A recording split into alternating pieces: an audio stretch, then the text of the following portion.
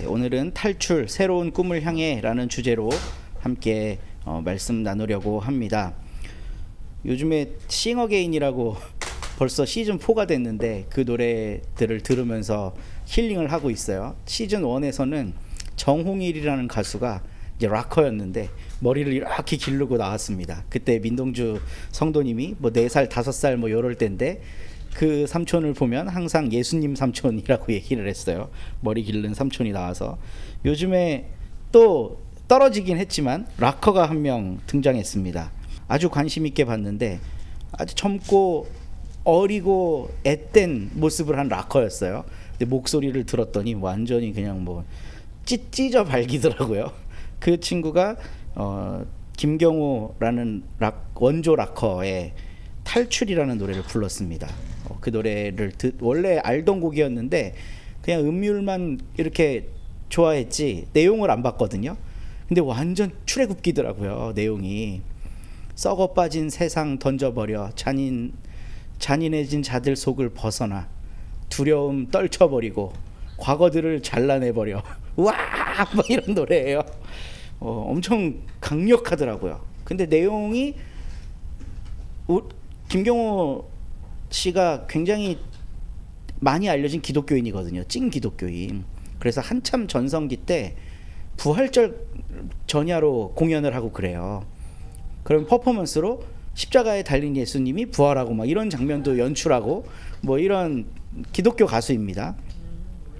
몰랐었는데 내용들을 그래서 살펴보니까 이 락이라는 게 막 와 소리 지르고 이런다고 막 파괴적이고 막 사탄의 음악 같고 이런데 그 내용이 굉장히 기독교적이에요.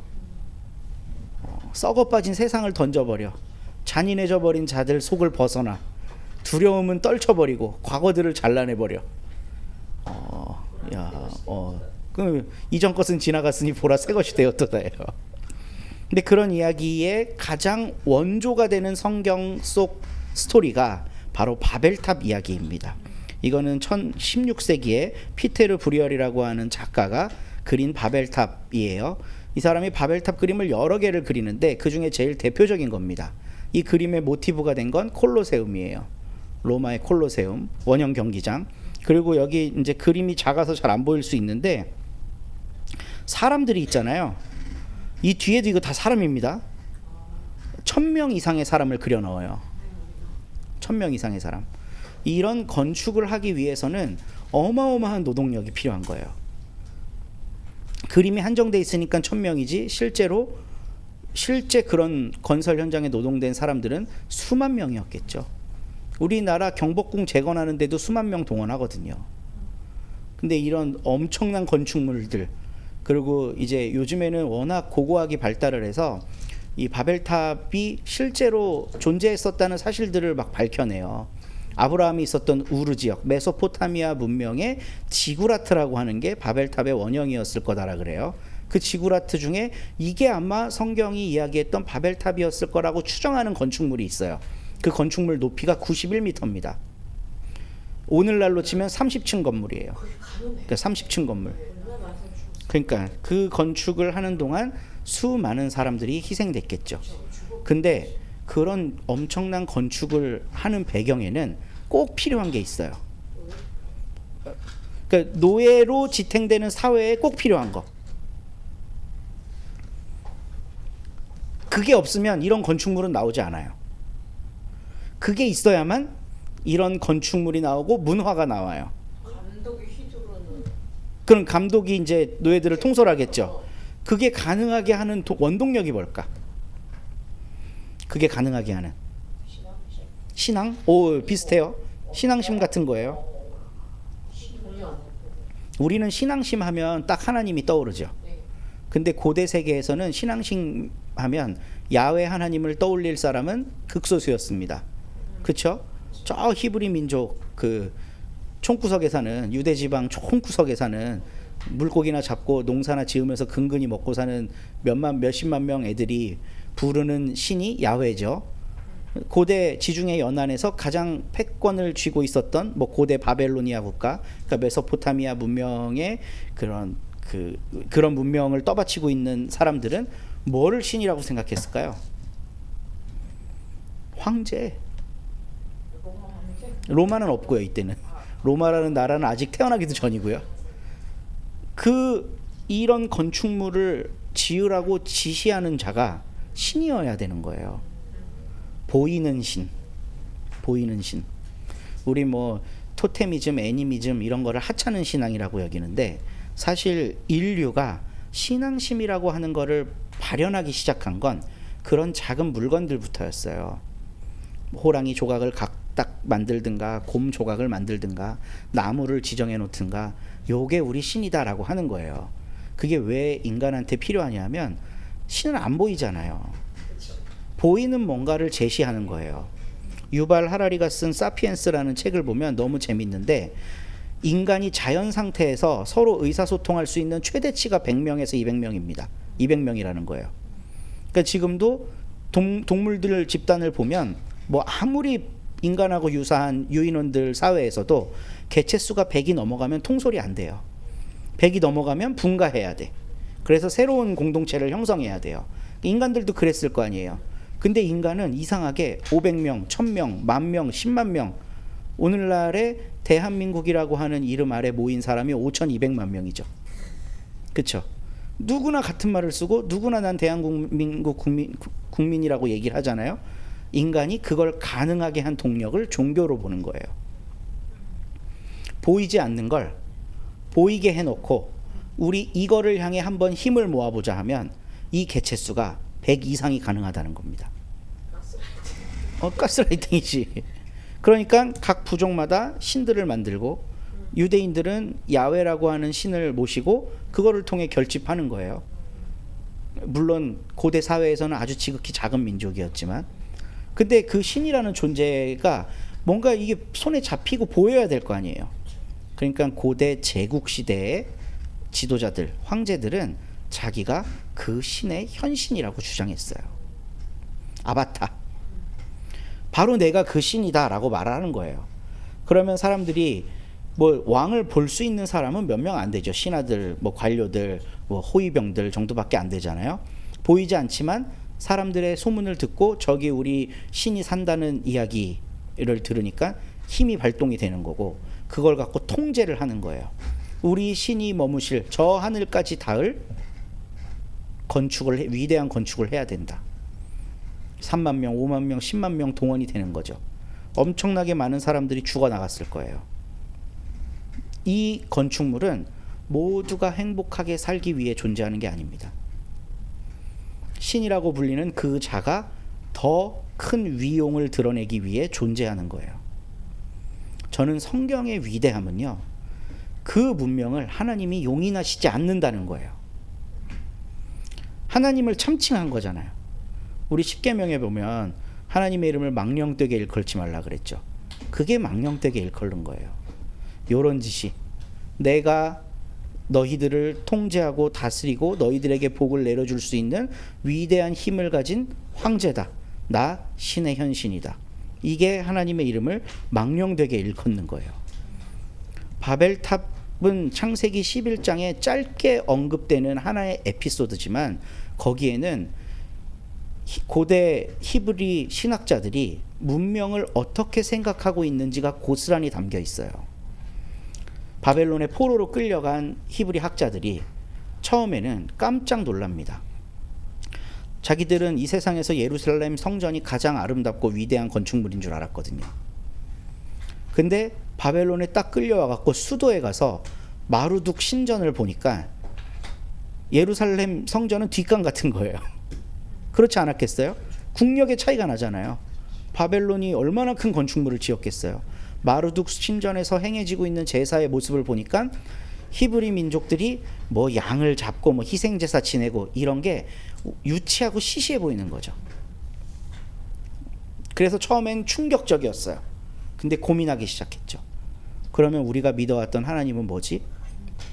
우리 조상들에게 전해받은 바에 의하면 이 바벨론만큼이나 찬란한 문명을 자랑했던 이집트에서부터 우리를 구출해서 약속의 땅 가나안으로 이끌어간 분이 하나님이시라는데, 도대체 그 의미는 뭐지? 이걸 생각하지 않았겠어요? 그러면서 여기서 위대한 신학적 발전을 이루어요. 바벨론 포로기 때 신의 뜻에 가장 역행하는 게 이런 바벨론 문화구나. 신을 참칭해서 마치 자기가 하나님이라고 생각하는 게 바로 황제가 다스리는 제국의 질서구나. 하나님은 그거를 결코 원치 않으신다. 하나님은 우리 조상들을 그 엄청난 땅, 황금의 땅, 고대 이집트가요, 전 세계 금 소비량의 90%를 썼답니다. 물론 이집트 남부에 이제 금이 엄청나게 생산되는 나라가 있어요. 그래서 거기서 이제 무역을 통해서 갖고 와갖고 이집트가 금을 쓴 건데, 전 세계 금 소비량의 90%를 이집트가 썼대요. 그러니까 엄청 부강한 나라죠. 그리고 나일강의 그 비옥한 토지에서 나오는 그 엄청난 작물들, 이런 걸 갖고 떵떵거리면서 산 거예요. 그래서 고대 세계에서 이집트를 누가 지배하느냐가 이 식량의 보고가 되는 거죠. 그러니까 그 그리스도 이집트 공격해갖고 프톨레마이오스가 거기 식민지 건설하고 이집트 클레오파트라 뭐 이런 이야기가 나오는 배경들이 워낙 부유한 나라였기 때문에 그런 거예요. 그러니까 오히려 히브리인들이 거기서 기생해갖고 빌붙어서 살면 때로는 좀 고통스럽다 할지라도 내 자식 시대에는 신분을 점프해갖고 잘 먹고 잘 살지 않을까? 이런 꿈을 꾸며 살았을 수도 있잖아요. 근데 하나님은 자기들 민족을 거기서 뽑아내서 척박한 땅 가나안에 심으셨거든요.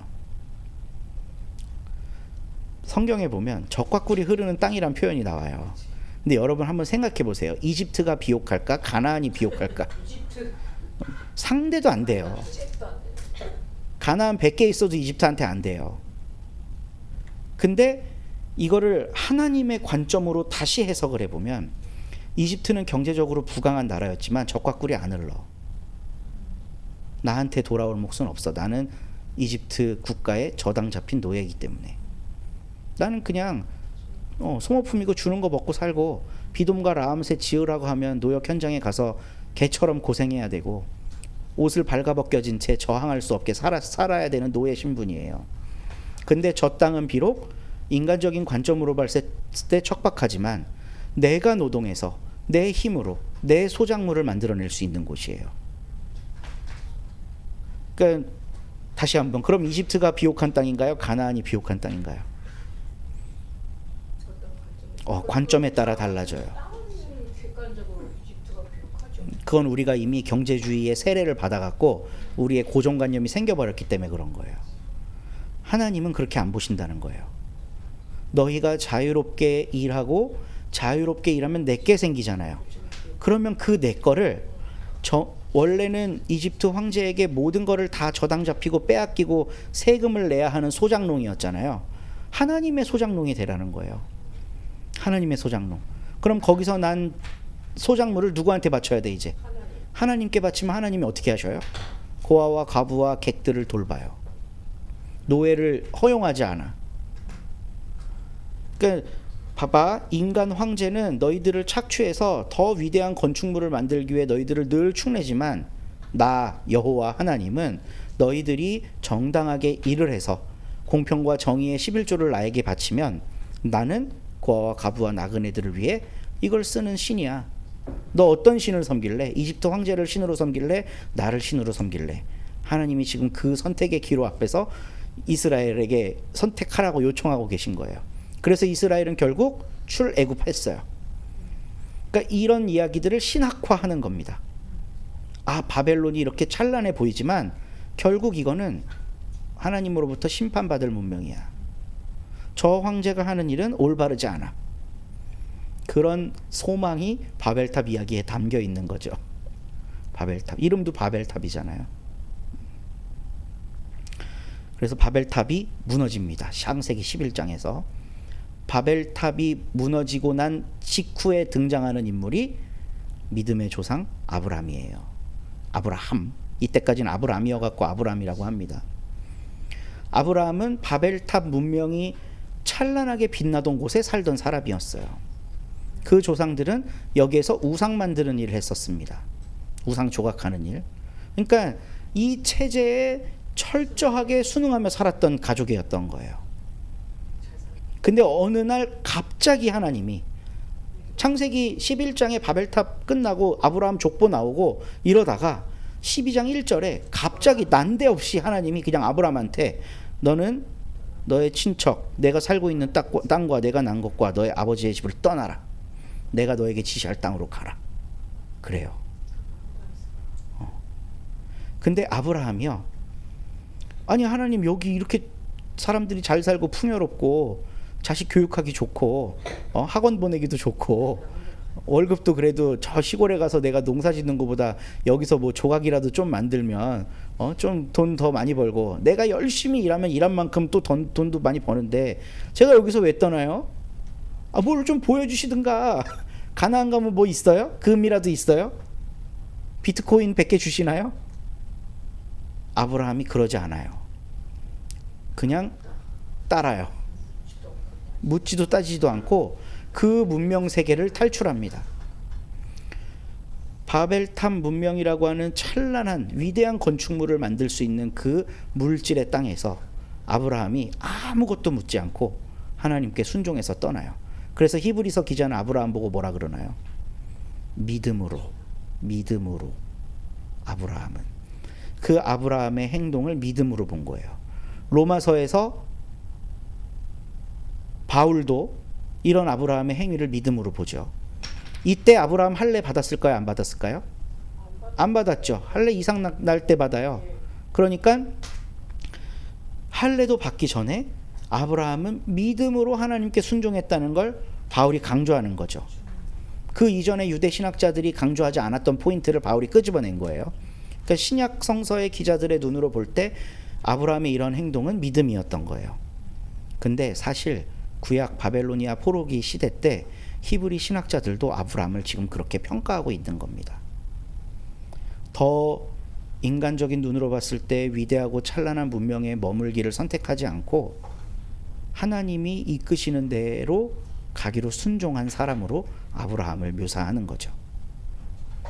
근데요, 아브라함이 거길 탈출하잖아요. 탈출의 선행 조건이 있습니다. 하나님의 뜻을 받들기 위한 선행 조건. 내가 살고 있는 땅과 내가 난 곳과 너의 아버지의 집을 떠나야 된다는 거. 이 떠남 없이 새로운 곳으로 갈 수 없어요. 이 떠남이 없이 어떻게 하나님을 쫓아 구도자적 삶을 살 수가 있을까요? 없죠. 그냥 하나님 저 여기 이집트에서 혹은 바벨로니아에서 좀 개혁적인 삶을 살게요. 여기서 가난한 사람 좀 돌봐보고 애 한번 써볼게요, 하나님. 그게 안 되는 거예요. 이집트에서는 그게 왜 안 됐을까요? 내게 없으니까. 내게. 새로운 꿈을 향해 그리고 하나님의 뜻을 받들기 위해 선행 조건이 있다면 그것은 바로 탈출, 떠남입니다. 그 다음 하나님의 뜻은 하나님이 지시할 땅으로 가라는 거예요.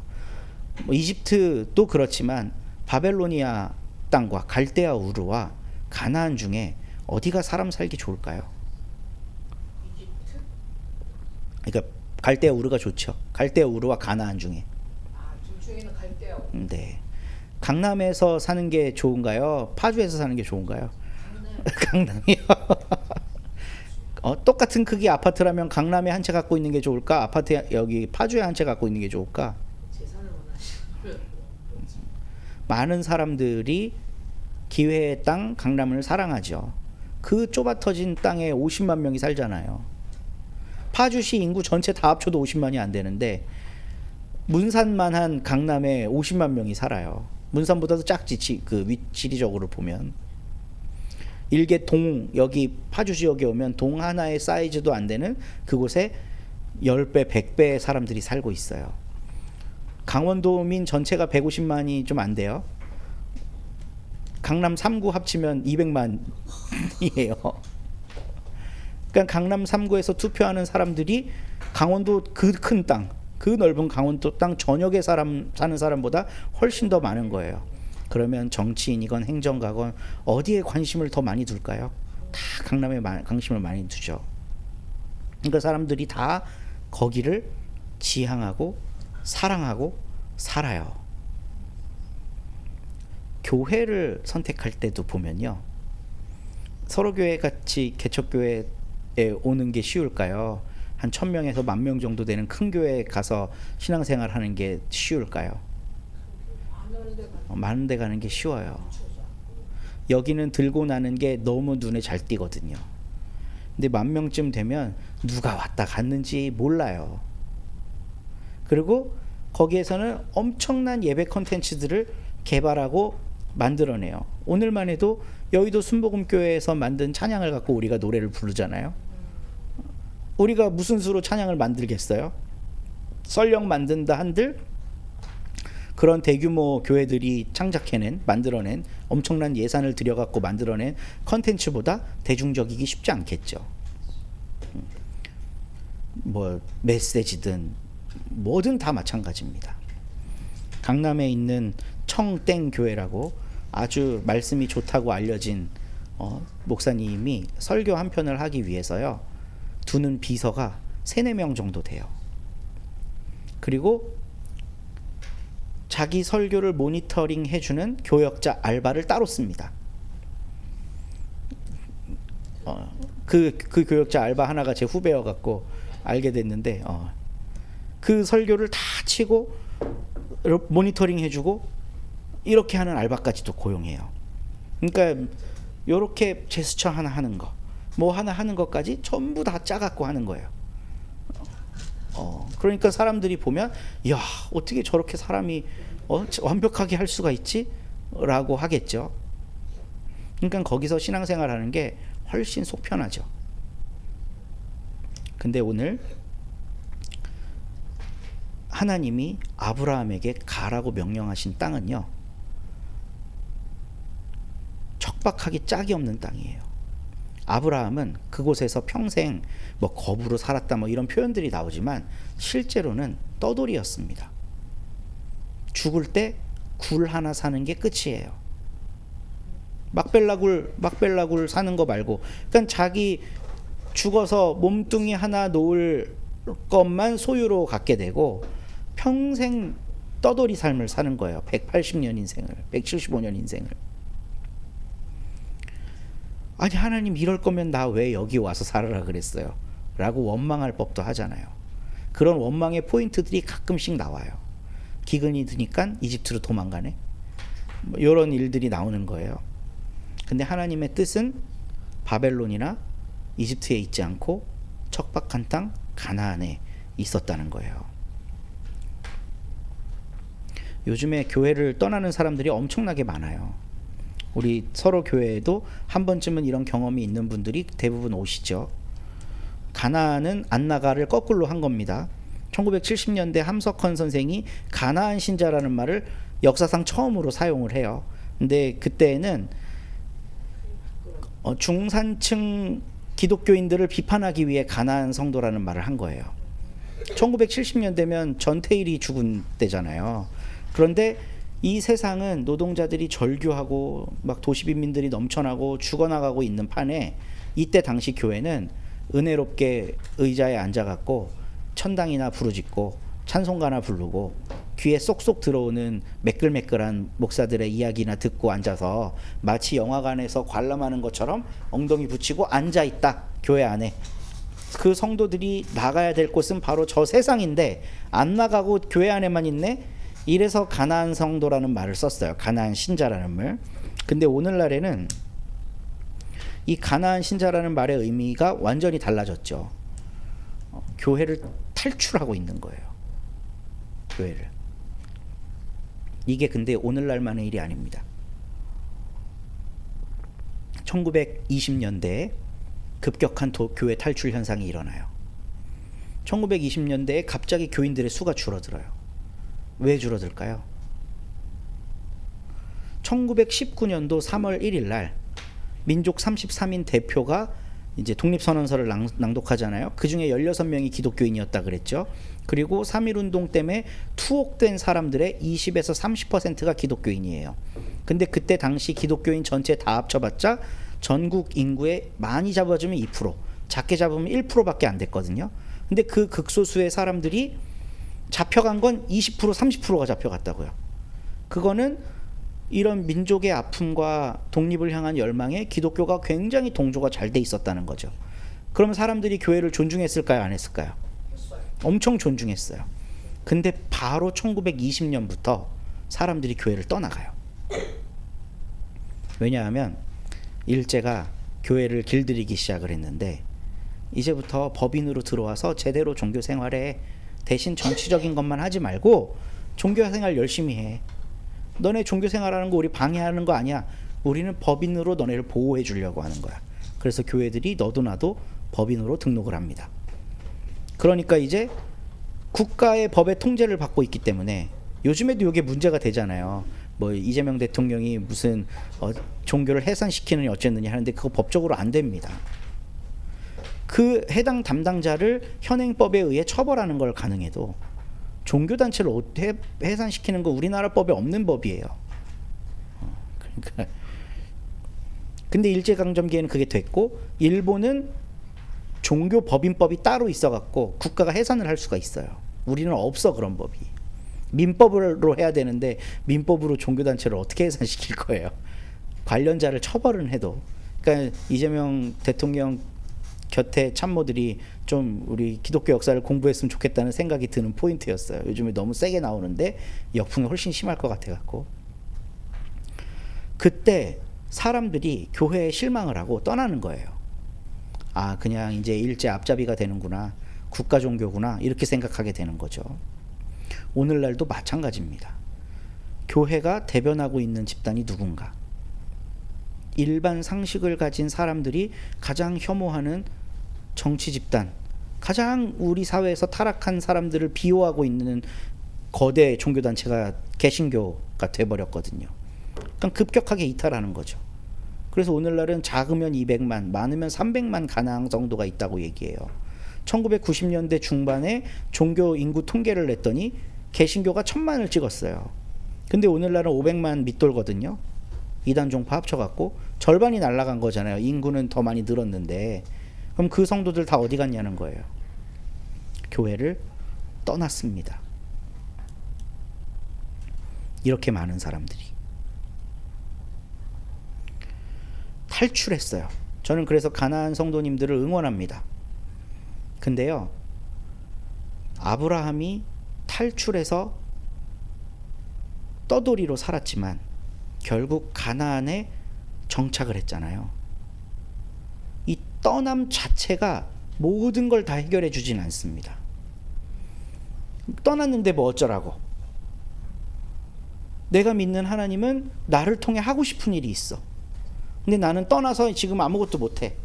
거기까지가 하나님의 뜻이 아니겠죠. 도착해서 뭘 하라고 나를 보내는 거예요. 도착해서 뭘 하라고. 나 가나안 복지 귀한 성에 들어가려고. 가나안은 천국이 아닙니다.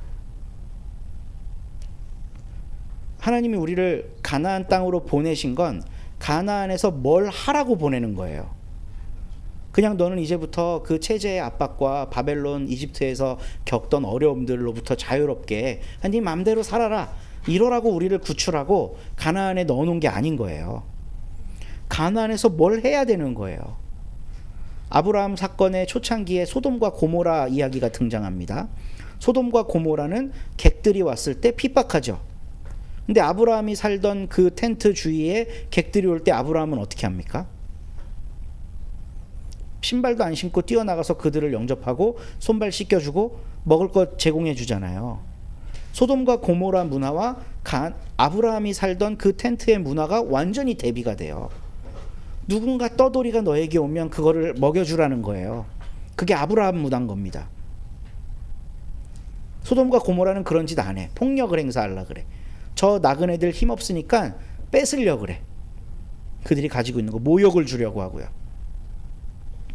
근데 아브라함을 통해 보여줬던 초창기 가나안 문화는 그런 떠돌이들을 내 집 손님으로 받아들이고 그 사람에게 내 식구들처럼 환대해 줬어요. 아브라함은. 그러면 하나님이 이집트에서 수십만 히브리인들을 구출해 갖고 가나안에 넣어놓은 이유가 뭘까요? 바로 니들 조상 아브라함이 했던 일을 가나안에서 너희들도 하라는 거예요. 가나안에 도착한 아브라함은 하나님의 뜻을 받든 삶을 살아야 했어요. 그러니까 가나안 성도님들이 그런 결단을 한 건 정말 위대한 거고 믿음의 선택이라고 저는 존중해요. 근데 탈출 그 자체가 완성이 아니에요. 탈출해서 머무른 그곳에서부터 하나님의 뜻을 받든 삶이라는 게 시작되는 겁니다. 출애굽한 이스라엘 백성도 가나안 성에 입성한 것으로 완성된 것이 아니에요. 그때부터 시작이에요. 그래서 그 여호수아 사사기를 거치면서 이스라엘 백성들이 가나안에 정착해서 살잖아요. 그리고 왕정 시대가 펼쳐지고 몇백 년이 지나죠. 그 시간 동안 이스라엘 백성들이 하나님의 뜻을 잘 받들며 살았을까 못 살았을까? 못 살았어요. 못 살아서 가나안을 또 뺏기는 역사가 기록된 거예요. 신명기에 보면 이런 얘기가 나옵니다. 너희는 가나안 토착 부족들의 죄를 심판하기 위한 하나님의 도구다. 근데 너희가 그 땅에 들어가서 그 토착민들처럼 살면 그 땅이 너희를 토해내 버릴 것이다. 하나님의 뜻을 받들며 살아야 되는데 그 세상 문화에 동조돼서 살아가면 땅이 너희를 토해내 버릴 거라고 하나님이 경고하세요. 그런 이야기들이 바벨론 포로기 때 되면 이루어지는 거죠. 땅이 토해버린 거예요. 정리를 해봅니다. 기존 체제와 질서로부터의 탈출은 하나님의 뜻을 받들기 위한 전제 조건입니다. 이걸 하지 않고 여기서 내가 뭘 더 해봐야지, 이건 저한테 하는 얘기기도 해요. 이게 안 되는 거죠. 근데 그렇게 탈출하고 가나안에 갔다고 그게 모든 게 완성된 건 또 아니에요. 거기서부터가 진짜 삶의 시작입니다. 우리 칼빈주의 5대 강령에 보면 성도의 견인이란 파트가 있어요. 성도의 견인. 하나님이 우리를 무조건적 은혜, 저항할 수 없는 은혜로 우리를 구속하셨지만 성도의 삶은 그 구속으로 끝나는 게 아니라는 거예요. 하나님에 의해 견인되어 가는 삶을 산다는 거예요. 칼빈주의 5대 강령. 그 견인되어 가는 삶이 진짜 내 삶의 시작이라는 거죠. 구원받은 백성으로 감사하지만 거기서 멈출 수 없다는 겁니다. 하나님의 뜻에 견인되어 가는 삶이 진짜 삶이라는 거예요. 그러니까 가나안을 선택한 성도님들이 어떤 곳엔가 뜻을 두고 거기 머물잖아요. 그때부터가 진짜 시작이라는 거예요. 진짜 삶의 시작. 그래서 우리는 오늘 무엇 할 건가 질문을 합니다. 우리는 각각 이전에 속했던 곳들로부터 어떤 방식으로든 나와서 새롭게 작은 공동체를 꾸렸어요. 만약에 여기가 가나안이라고 한다면 척박하죠. 이곳에서부터 우리는 뭘 할 것인가를 고민하는 게 진짜 신앙생활의 시작이라는 거예요.